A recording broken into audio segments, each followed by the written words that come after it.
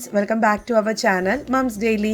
ഇത് ഞാൻ വന്നിരിക്കുന്നത് ഉള്ളിക്കറി ആയിട്ടാണ്. ഒരു അടിപൊളി ഉള്ളിക്കറിയാണ്. നമുക്ക് ഒരു 10 മിനിറ്റിനകത്ത് ഉണ്ടാക്കിയെടുക്കാൻ പറ്റുന്ന, നമുക്ക് ഈ ഒരു കറി മാത്രം മതി നമുക്ക് ചോറിന് കൂടെ കഴിക്കാനായിട്ട്. അത്രയ്ക്കും രുചിയുള്ള ഒരു കറിയാണ്. അപ്പോൾ എങ്ങനെയാണ് ഈ ഉള്ളിക്കറി ഉണ്ടാക്കുന്നതെന്ന് പെട്ടെന്ന് കണ്ടു നോക്കാം. അതിനായിട്ട് ഞാൻ 1 കപ്പോളമുള്ള കുഞ്ഞുള്ളി അല്ലെങ്കിൽ ചെറിയുള്ളി എന്നൊക്കെ പറയുന്ന ഉള്ളി ഞാൻ എടുത്തിട്ടുണ്ട്.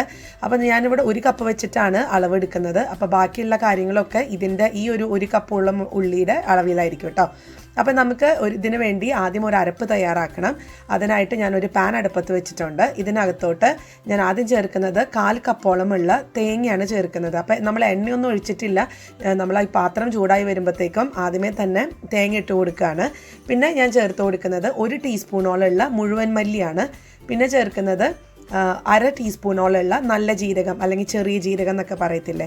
പിന്നെ ചേർക്കുന്നത് 1 ടീസ്പൂണോളമുള്ള കുരുമുളക്, മുഴുവൻ കുരുമുളക്. പിന്നെ 3 ഉണക്കമുളക്, അത് കശ്മീരി മുളകാവാം അല്ലെങ്കിൽ സാധാരണ ഉണക്കമുളകാവാം. പിന്നെ ചേർക്കുന്നത് കറിവേപ്പിലയാണ്. അത് നമ്മുടെ ഇഷ്ടത്തിനനുസരിച്ചുള്ള കറിവേപ്പില.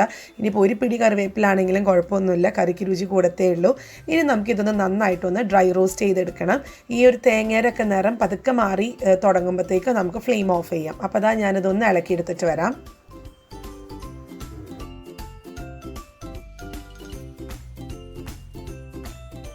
ഇപ്പോൾ ഇവിടെ നിരക്ക് മാറി വന്നിട്ടുണ്ട്. തേങ്ങയൊക്കെ ചെറുതായിട്ടൊക്കെ ഒരു ബ്രൗൺ കളറായി വന്നിട്ടുണ്ട്. ഞാൻ ഫ്ലെയിം ഓഫ് ചെയ്തു. അപ്പോൾ ഈ ഒരു തേങ്ങയുടെ ഒരു മിക്സ് ചൂടാറി കഴിയുമ്പോഴത്തേക്കും നമുക്ക് മിക്സിയുടെ ഒരു ചെറിയ ജാറിനകത്ത് ഇതൊന്ന് മാറ്റി വയ്ക്കാം. എന്നിട്ട് ഇതൊന്ന് അരച്ചെടുക്കണം. അതുപോലെ ഞാൻ ആവശ്യത്തിനുള്ള വെള്ളം കൂടെ ചേർത്തിട്ടുണ്ട്. ഏകദേശം ഒരു 4-5 ടേബിൾ സ്പൂണോളമുള്ള വെള്ളം കൂടെ ചേർത്ത് ഇതുപോലെ ഒന്ന് നന്നായിട്ട് അരച്ചെടുത്ത് വന്നിട്ടുണ്ട്. നമുക്കിത് നല്ല അരപ്പ് നമ്മൾ അരയ്ക്കുന്ന അതേ പരുവം തന്നെയാണ്.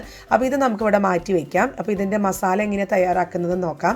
അതിനായിട്ട് ഒരു പാൻ അടുപ്പത്ത് വെച്ചിട്ടുണ്ട്. അതിനകത്തോട്ട് 1.5 ടേബിൾ സ്പൂണോളമുള്ള വെളിച്ചെണ്ണയാണ് ചേർത്ത് കൊടുത്തിരിക്കുന്നത്. അപ്പോൾ ഇതൊക്കെ ഒരു നാടൻ ഫ്ലേവർ കിട്ടാൻ വേണ്ടിയിട്ട് വെളിച്ചെണ്ണയാണ് നല്ലത്. വെളിച്ചെണ്ണ ഒന്ന് ചൂടായി വരുമ്പോഴത്തേക്കും 1/2 ടീസ്പൂണോളമുള്ള കടുക് ചേർത്ത് കൊടുത്തിട്ടുണ്ട്. അതുപോലെ തന്നെ അല്പം കൂടെ കറിവേപ്പില നമ്മൾ ഓൾറെഡി അരപ്പിൽ ചേർത്തിട്ടുണ്ട്. എങ്കിൽ പോലും കുറച്ച് നമുക്ക് ഇതിനകത്തും ചേർത്ത് കൊടുക്കാം. പിന്നെ ചേർക്കുന്നത് പെരുങ്കായത്തിൻ്റെ പൊടിയാണ്. അത് നമുക്കൊരു 3 നുള്ള് ഓളം ഉള്ള പെരുങ്കായപ്പൊടിയും കൂടെ ചേർത്ത് കൊടുത്തിട്ടുണ്ട്. ഇനി നമുക്കിതൊന്ന് ചെറുതായിട്ടൊന്ന് വഴറ്റി കൊടുക്കാം. അടുത്തത് ഇതിനകത്തോട്ട് നമ്മൾ നേരത്തെ എടുത്ത് വെച്ചിരിക്കുന്ന 1 കപ്പോളം ഉള്ള ചെറിയുള്ളിയാണ് എടുത്തിരിക്കുന്നത്. അതുപോലെ തന്നെ ഒരു 3 അല്ലെങ്കിൽ 4 അല്ലി വെളുത്തുള്ളി ഇതുപോലെ നടുവേ കീറി അല്ലെങ്കിൽ ഒരു 4 കഷ്ണങ്ങളായി കീറിയിട്ടുള്ളതും ഞാൻ ഈ ഒരു ഉള്ളിക്കൊപ്പം ചേർത്ത് കൊടുത്തിട്ടുണ്ട്. ഇനി നമുക്കിത് നന്നായിട്ട് തന്നെ ഒരു ലോ ഫ്ലെയിമിൽ, ഇടയ്ക്കൊന്ന് മീഡിയം ഫ്ലെയിമിലാക്കാം. അതായത് ലോ ടു മീഡിയം ഫ്ലെയിമിലോട്ട് മാറ്റി നമുക്കിതിൻ്റെ ഒരു ഉള്ളിയുടെ നിറമൊക്കെ ഒന്ന് ചെറുതായിട്ടൊന്ന് മാറുന്നത് വരെ, അതുപോലെ ഉള്ളി നന്നായി സോഫ്റ്റായിട്ട് വരുന്നത് വരെ ഒന്ന് ഇളക്കി കൊടുക്കണം. ഞാനപ്പോൾ മൂടി വെച്ചിട്ടാണ് ഉള്ളി ഒന്ന് വഴറ്റി കൊടുക്കുന്നത് കേട്ടോ. അപ്പോൾ ആ ഒരു നേരം കൊണ്ട് നമുക്ക് ഈ ഒരു നെല്ലിക്ക വലിപ്പത്തിലുള്ള പുളി എടുത്തിട്ടുണ്ട്, വാളം പുളി. അത് ഞാനൊരു പാത്രത്തിനകത്തിട്ട് അതിനകത്തോട്ട് അല്പം ചൂടുവെള്ളം കൂടെ ഒഴിച്ചിട്ടുണ്ട്.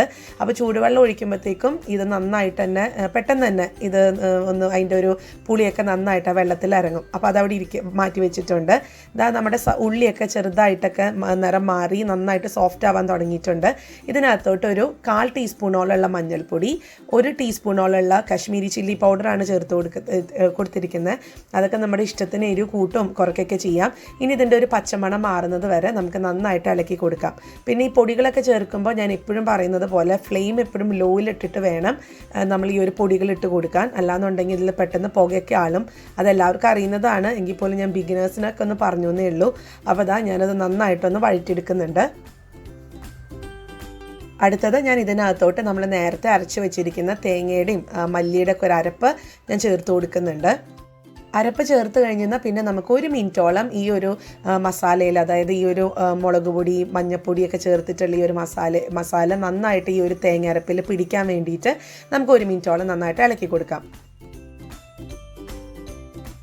ഞാനപ്പോൾ 1 മിനിറ്റോളം ഇളക്കി കൊടുത്തിട്ടുണ്ടായിരുന്നു. ഇനി ഞാൻ മിക്സിയിൽ വളരെ ഒരു 1/4 കപ്പോളം ഉള്ള വെള്ളം ഒഴിച്ചിട്ടുണ്ടായിരുന്നു. കാരണം മിക്സിയിലുള്ള ഒരു അരപ്പ് മുഴുവൻ നമുക്കിതിനകത്ത് കിട്ടാൻ വേണ്ടിയിട്ടാണ്. നമ്മളെല്ലാവരും വീട്ടിൽ ചെയ്യുന്ന ഒരു സ്ഥിരം പരിപാടിയാണ്. അപ്പോൾ ഞാനും ചെയ്തൊന്നേ ഉള്ളൂ. അപ്പോൾ ഒരു 1/4 കപ്പ് വെള്ളം ഒഴിച്ച് ഞാൻ ഇതിനകത്തോട്ട് ചേർത്ത് കൊടുത്തിട്ടുണ്ട്. ഇനി നമുക്കിത് 1 മിനിറ്റും കൂടെ നന്നായിട്ടൊന്ന് ഇളക്കി കൊടുക്കണം. ഇതാ അപ്പോൾ 1 മിനിറ്റോളം ഇളക്കി കൊടുത്തതിന് ശേഷം ഇതുപോലെ ഒന്ന് മൂടി വെച്ചിട്ട് നമുക്കൊന്ന് ഇതൊന്ന് വേവിച്ചെടുക്കണം. നമുക്ക് എണ്ണയൊക്കെ തെളിഞ്ഞ് വരാൻ തുടങ്ങും. ഇതിപ്പോൾ ഏകദേശം ഒരു 4 മിനിറ്റോളം ഞാനൊന്ന് മൂടി വെച്ച് ഇടയ്ക്ക് ഒന്ന് ഇളക്കി കൊടുക്കണം കേട്ടോ, മൂടിയൊക്കെ തുറന്നിട്ട്. അപ്പോൾ നമുക്ക് നല്ല തിക്കായിട്ട് വരും, എണ്ണയൊക്കെ തെളിഞ്ഞ് നല്ല തിക്കായിട്ട് വരും. ഇനിയാണ് നിങ്ങൾക്ക് എത്രത്തോളം ഗ്രേവി ആവശ്യമെന്നനുസരിച്ചുള്ള വെള്ളം ചേർക്കുന്ന വെള്ളം എപ്പോഴും ചെറു ചൂടുവെള്ളമോ അല്ലെങ്കിൽ നല്ല ചൂടുവെള്ളം ആവാൻ നോക്കണം. അല്ലാതെ നമ്മൾ പച്ചവെള്ളമൊക്കെ ചേർത്ത് കഴിഞ്ഞാൽ നമ്മുടെ കറിയുടെ രുചിയെല്ലാം പോവും. അപ്പോൾ അത് ശ്രദ്ധിക്കുക. ഞാനിപ്പോൾ ഇവിടെ 1/2 കപ്പോളമുള്ള ചൂടുവെള്ളമാണ് ചേർത്ത് കൊടുത്തിരിക്കുന്നത്. അപ്പോൾ ചൂടുവെള്ളം ഒഴിച്ചിട്ടുണ്ട്. അതുപോലെ തന്നെ നമ്മൾ നേരത്തെ എടുത്ത് വെച്ചിരിക്കുന്ന പുളിവെള്ളം കൂടെ ഒഴിച്ചു കൊടുത്തിട്ടുണ്ട്. അപ്പോൾ ഞാനൊന്ന് അരിച്ചിട്ടാണ് ഒഴിച്ചു കൊടുക്കുന്നത്. അപ്പോൾ ഇനി നമുക്ക് ആവശ്യത്തിനുള്ള ഉപ്പും കൂടെ ചേർത്ത് കൊടുക്കണം. നമ്മൾ ഇതുവരെ ഉപ്പ് ചേർത്ത് കൊടുത്തിട്ടില്ലായിരുന്നു. അപ്പോൾ അതനുസരിച്ചിട്ടുള്ള ഉപ്പ് ചേർത്ത് കൊടുക്കുക, നന്നായി മിക്സ് ചെയ്യുക. ഇനി നമുക്കിതൊന്ന് മൂടി വെച്ചിട്ട് നന്നായി തിള വരുന്നത് വരെ ഒന്ന് വെയിറ്റ് ചെയ്യാം. അപ്പോൾ അവിടെ ഏകദേശം ഒരു 5 മിനിറ്റ് കൂടെ കഴിഞ്ഞു. നമ്മുടെ കറിയൊക്കെ നന്നായിട്ട് തന്നെ തിളച്ച് വന്നു, എണ്ണയൊക്കെ ഇങ്ങനെ സൈഡിലൊക്കെ വരാൻ തുടങ്ങി, അത്യാവശ്യമുള്ള വെള്ളമൊക്കെ വറ്റിയിട്ടുണ്ട്. ഞാനിപ്പോൾ ഇവിടെ ഒരു സെമി ഗ്രേവി എന്ന രീതിയിലാണ് എടുക്കുന്നത് കേട്ടോ. നിങ്ങൾക്ക് ഗ്രേവി എത്രത്തോളം വേണം അതനുസരിച്ചിട്ടുള്ള വെള്ളം ചേർക്കാം. ഞാനിവിടെ ഒരു തിക്കായിട്ടുള്ള രീതിയിലാണ് എടുത്തിരിക്കുന്നത്. നമ്മുടെ സൂപ്പർ ഉള്ളിക്കറി റെഡിയാണ്. ഇതിന് വേണ്ടി പ്രത്യേകം വലിയ കാര്യങ്ങളൊന്നും വേണ്ട, നമ്മുടെ വീട്ടിലുള്ള സാധാരണ ഇൻഗ്രീഡിയൻസ് മതി ഒരു കറി ഉണ്ടാക്കാനായിട്ട്. ഇതിൻ്റെ സ്വാദെന്ന് പറയുന്നത് അപാര സ്വാദാണ്. എല്ലാവരും ഒന്ന് ട്രൈ ചെയ്ത് നോക്കണം. ഞാനിതിപ്പോൾ ഒരു സെർവിങ് ബൗളിനകത്തോട്ട് മാറ്റുന്നുണ്ട്. പിന്നെ നിങ്ങൾക്കിതൊക്കെ നമ്മുടെ ഇഷ്ടത്തിനനുസരിച്ചിട്ടുള്ള മല്ലിയില അതുപോലെ തന്നെ കറിവേപ്പിലൊക്കെ കൂടുതൽ വേണമെന്നുണ്ടെങ്കിൽ അങ്ങനെ ചേർക്കാം. അതൊക്കെ നമ്മുടെ ഇഷ്ടമാണ്. പിന്നെ ഈ ഒരു കറി മാത്രം മതി നമുക്ക് ചോറിൻ്റെ കൂടെ, വേറെ ഒന്നും വേണ്ട, അത്രയും രുചിയാണ്.